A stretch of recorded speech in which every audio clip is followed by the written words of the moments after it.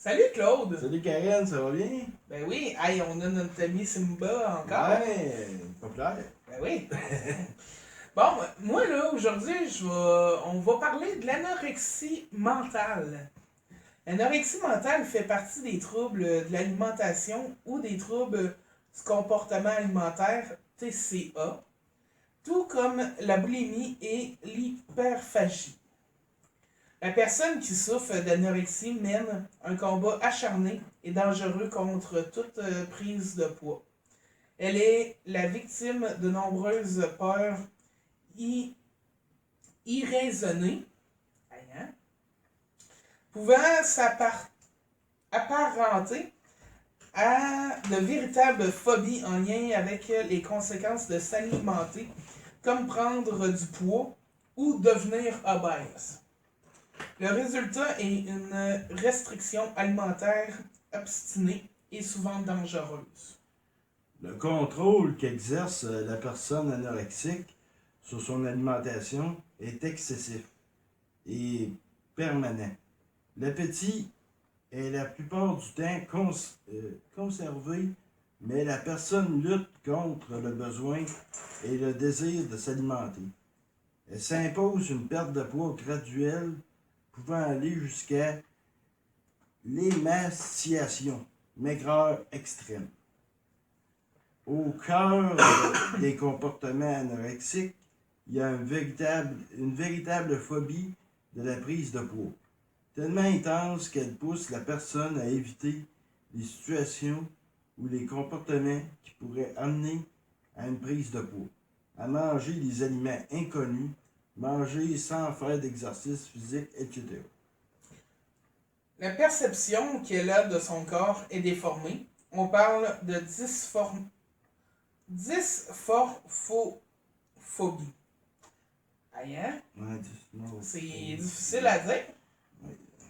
Ces comportements inadaptés vont induire des complications médicales plus ou moins graves, malaise, attaque de panique, aménorrhée.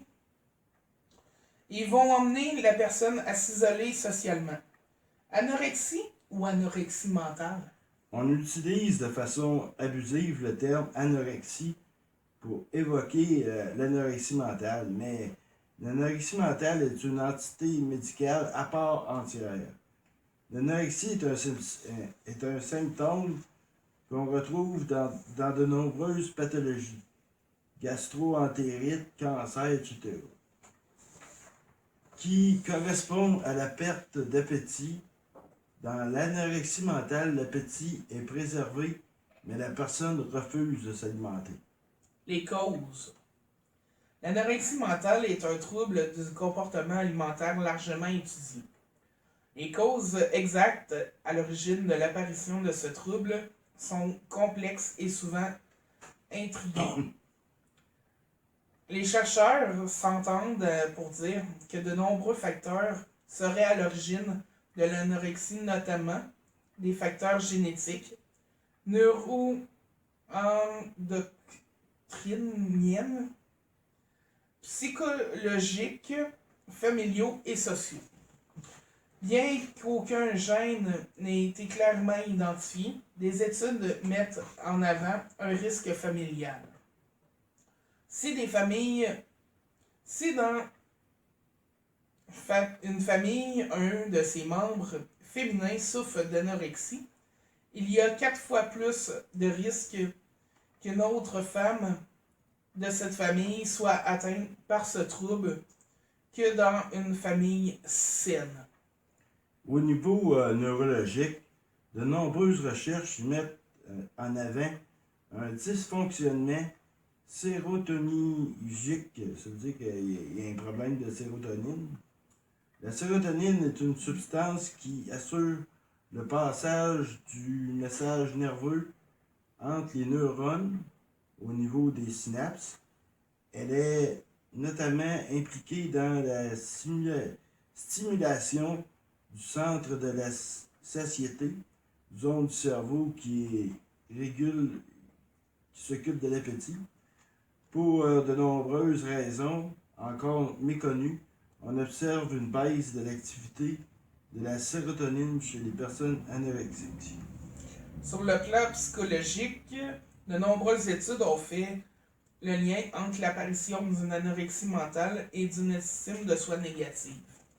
Sentiment d'inefficacité et d'incompétence, ainsi qu'un grand besoin de perfectionnisme. Au niveau cognitif, les études mettent en avant des pensées automatiques négatives conduisant à de fausses croyances souvent présentes chez les anorexiques et les boulimiques, telles que la minceur est un gage de bonheur ou toute prise de graisse est mauvaise.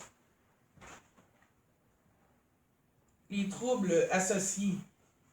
D'après certaines études, les principaux troubles psychologiques associés à l'anorexie sont les troubles obsessionnels compulsifs, TOC, qui toucheraient de 15 à 31% des anorexiques, la phobie sociale, la dépression qui affecterait 60 à 96% des anorexiques à un moment ou l'autre de leur maladie.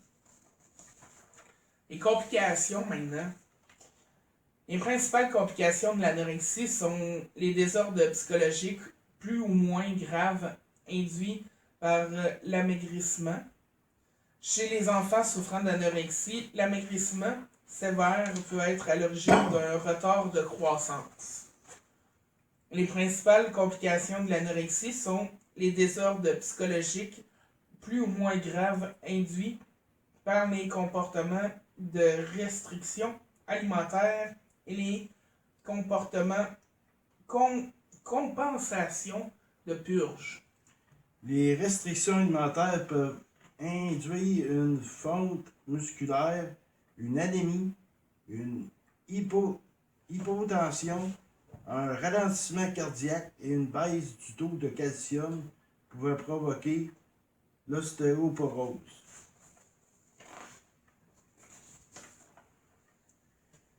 Les vomissements répétés peuvent entraîner des maux divers tels que l'érosion de l'émail des dents, une inflammation de l'œsophage, un gonflement des glandes salivaires et une baisse du taux de potassium pouvant provoquer des troubles de rythme, voire une insuffisance cardiaque.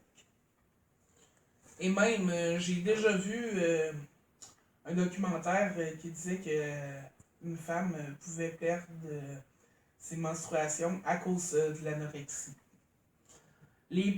La prise de laxatifs provoque, elle aussi, de nombreux troubles parmi lesquels on peut observer une atonie intestinale, manque de tonicité du tube digestif provoquant une constipation, une déshydratation, des édèmes en fleurs et même une baisse de taux de sodium pouvant conduire à une insuffisance rénale.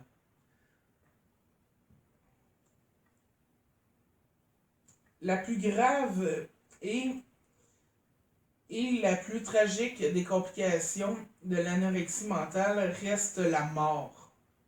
Par complications ou suicide qui touchent principalement les personnes anorexiques chroniques, plus l'anorexie est détectée tôt et prise en charge précocement, meilleur est la pronostic. Donc, c'est très dangereux. Merci. Merci.